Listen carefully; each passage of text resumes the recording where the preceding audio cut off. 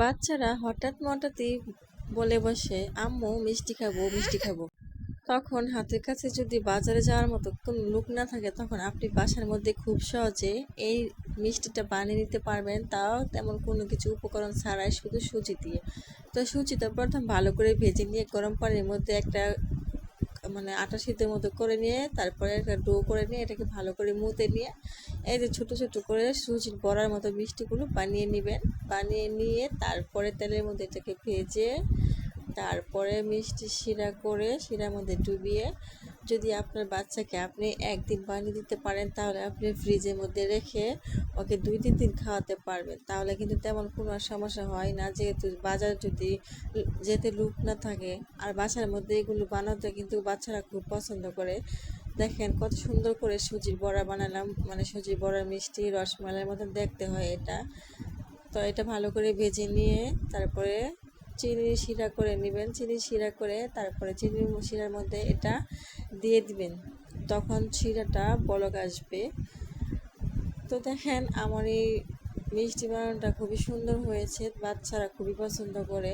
তো চিনি শিরা আমি বসিয়ে দিলাম, বলক এসে পড়েছে। তো এখন আমি একটা একটা করে সুজি বড়াগুলো দিয়ে দিব, একটা একটা করে সুজি সবগুলো বড়া আমি দিয়ে দিব। তো এটা দেখতেও কিন্তু অনেক সুন্দর লাগে, রসালো রসালো, আর বাচ্চারা খেতে খুবই পছন্দ করে। আর বাসার মধ্যে কোনো কিছু বানালে বাচ্চারা তো অবশ্যই আর বেশি খুশি হয়, এটা তো আমরা সবাই জানি। তো দেখেন একবারে আমি শিরার মধ্যে সবগুলো দিয়ে দিয়েছি। এখন একটা বলক তুলে আমি চুলাটা অফ করে দিয়ে এটাকে 2 ঘন্টার মতো আমি রেস্টে রেখে দিব। তারপরে দেখেন একবারে মিষ্টি রসগুলো খেয়ে একবারে টুবু টুবু হয়ে আছে। এটা দেখতে যেমন লোভনীয় রাখতেছে, এটা খেতে অনেক মজা হয়েছিল, ভিতরে পুরো শিরা গিয়ে টুবু টুবু হয়েছিল। আমি 2 ঘন্টায় শিরার মধ্যে রেস্টে রাখার পরে আমি এখন একটা প্লেটের মধ্যে এটা তুলে নিব। তুলে নিয়ে এখন আমি বাচ্চাকে দিতে পারবো খেতে। আবার যদি বাচ্চা ঠান্ডা খেতে পছন্দ করে, অনেক বাচ্চা আছে যে ঠান্ডা মিষ্টি খেতে পছন্দ করে, তাহলে আমি 1-1.5 ঘন্টার মতো ফ্রিজে রেখে হালকা ঠান্ডা করে খেতে দিতে পারি। তো আমি আপনাদেরকে একটা কেটে দেখাচ্ছি, এটা ভিতরে যে কতটা সুন্দর নরম হয়েছে। দেখেন কত সুন্দর হয়েছে, এটা খেতেও কিন্তু অনেক মজা হয়েছে।